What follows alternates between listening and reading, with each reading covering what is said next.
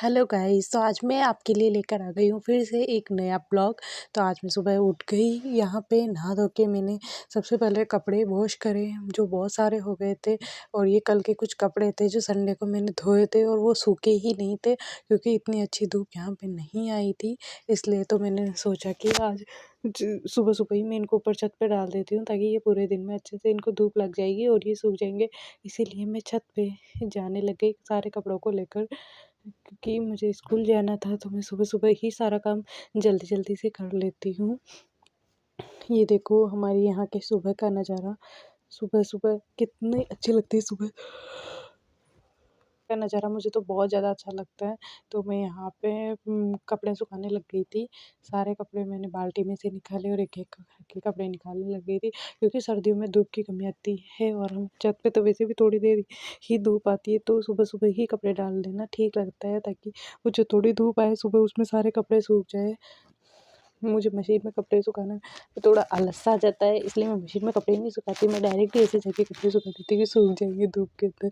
वैसे गर्मियों में तो ऐसी कोई प्रॉब्लम नहीं आती है, लेकिन सर्दियों के अंदर बहुत ज़्यादा दिक्कत हो जाती है कपड़े सूखने के लिए, क्योंकि स्वेटर्स और ये जो बच्चों के होते हैं मोटे मोटे से कपड़े, ये सूखने में बहुत ज़्यादा दिक्कत आती है। इनमें पानी बहुत ज़्यादा हो जाता है तो हमें इसे ड्राई करना पड़ता है, पर मुझे बहुत आलस आता है इसे ड्राई करने में, इसलिए मैं इसे ड्राई नहीं करती। मैं डायरेक्टली ऐसे ही इनको सुखा देती हूँ कपड़ों को कि सूख जाएंगे ये धूप के अंदर। इसलिए संडे को मैंने इतने सारे कपड़े धोए, धूप ना आने की वजह से कपड़े सूखे ही नहीं और फिर मुझे दूसरे दिन सुखाने पड़े। फिर मैं नीचे आ गई, नीचे आके मैंने फटाफट से अपने कमरे में झाड़ू निकाला ताकि ज़्यादा कचरा इकट्ठा ना हो।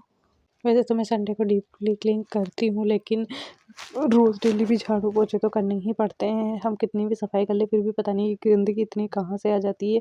तो मैंने फटाफट से झाड़ू निकाली, यहाँ पे सारा कचरा इकट्ठा किया और डस्टबिन के अंदर मैंने यहाँ पे डाल दिया। उसके बाद मैंने अपने कमरे में पोछा लगाया। मेरी पतिदेव और मेरी बच्ची तो अभी सो ही रही थी क्योंकि मैं इतनी जल्दी उसको उठाती नहीं हूँ, क्योंकि अभी सर्दी का टाइम है तो उसे आराम से सोने देती हूँ। स्कूल जाने के थोड़े पहले उसे उठा के तैयार करती हूँ, वो उठती है उससे पहले मैं अपना सारा काम फ्री कर लेती हूँ।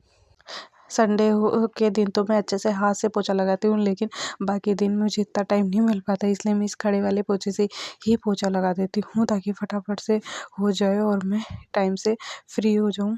इसलिए मैंने इसी से पोछा लगाना ठीक समझती हूँ। बाकी दिन वैसे इससे भी इतना गंदा तो नहीं रहता, मतलब इतना साफ़ नहीं होता, लेकिन हाँ गंदा भी नहीं रहता, कमरा काफ़ी क्लीन हो जाता है। ये मुझे काफ़ी अच्छा लगता है ये पोछा भी, क्योंकि अगर हमारे पास टाइमिंग कम है तो हम इसे फटाफट से पोछा लगा के साफ़ कर सकते हैं अपने रूम को, क्योंकि हम डेली यूज में तो ये कर ही सकते हैं। उसके बाद मैंने अपना लंच पैक किया और हम स्कूल के लिए निकल गए थे। तो सुबह सुबह भी यहाँ पे बहुत ज़्यादा ट्रैफिक मिलने लगा है। और एक और चीज़ मैं आप लोगों को दिखाने वाली हूँ अभी, जिसे लोग आके फाड़ फाड़ के देख रहे थे जैसे कभी ज़िंदगी में देखा ही नहीं है। तो अभी मैं दिखाती हूँ आपको आगे वीडियो में कि हमने रोड के ऊपर क्या देखा था। सब लोग उसे ऐसे देख रहे थे जैसे कभी देखा ही नहीं, जबकि लोग बाग उसमें बैठते घूमते हैं मस्ती करते हैं, फिर भी उसको ऐसे देख रहे हैं जैसे कि कभी देखा ही नहीं है। आगे चल के मैं बताती हूँ आपको कि हमने क्या देखा। यहाँ पे हमारे एक शूज़ की भी है। देखो अब हम जा रहे हैं स्कूल में, मेरे पतिदेव और मेरी बच्ची, हम तीनों ही स्कूटी पे स्कूल जाते हैं। हमारी स्कूल ज़्यादा दूर नहीं है तो हम अब सेल्फ ही वहाँ पर चले जाते हैं। ये देखो आगे ट्रैक्टर है क्या है ये मुझे नहीं पता, इसके अंदर हमने बोट देखी। इस बोट को, नाव को सभी लोग ऐसे देख रहे थे घूर घूर के कि पता नहीं जैसे कुछ आ गया।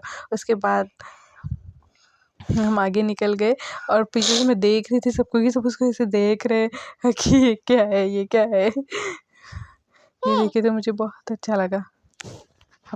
ये मैंने मेरी बेटी को भी दिखाया तो वो भी पूछने लगी मम्मा ये रोड पे कैसे आ गई, ये तो पानी में चलती है ना। उसके बाद हम अपनी स्कूल में यहाँ पे पहुँच गए। ये हमारा स्कूल है जहाँ पे, और फिर शाम को मेरी बेटी जिद करने लगी मम्मा बाहर घूमने चलो। तो हमने सोचा चलो खाटू श्याम जी के वहाँ चलते हैं। तो हम थोड़ा सा मार्केट में से होते हुए खाटू श्याम जी के लिए निकल गए। यहाँ पे इसको तेलियों का मंदिर बोलते हैं, वैसे ये राधा कृष्ण जी का मंदिर है बट इसको तेलियों का मंदिर बोलते हैं। उसके बाद हम आगे खाटू श्याम जी की तरफ चले गए, क्योंकि एकादशी पर खाटू श्याम जी को की पूजा करते हैं, ऐसा कुछ माना जाता है। तो हम भी वहाँ पर चले गए खाटू श्याम जी के। वहाँ तो हम नहीं जा सकते, लेकिन हमारे यहाँ पास में ही एक छोटा सा मंदिर बना हुआ है, तो हम वहाँ पर चले गए एकादशी पर। वैसे तो यहाँ पे बहुत ज़्यादा भीड़ हो जाती है, यहाँ पे भी मतलब लाइन लगना पड़ता है, आधे आधे घंटे के अंदर जाकर नंबर आता है।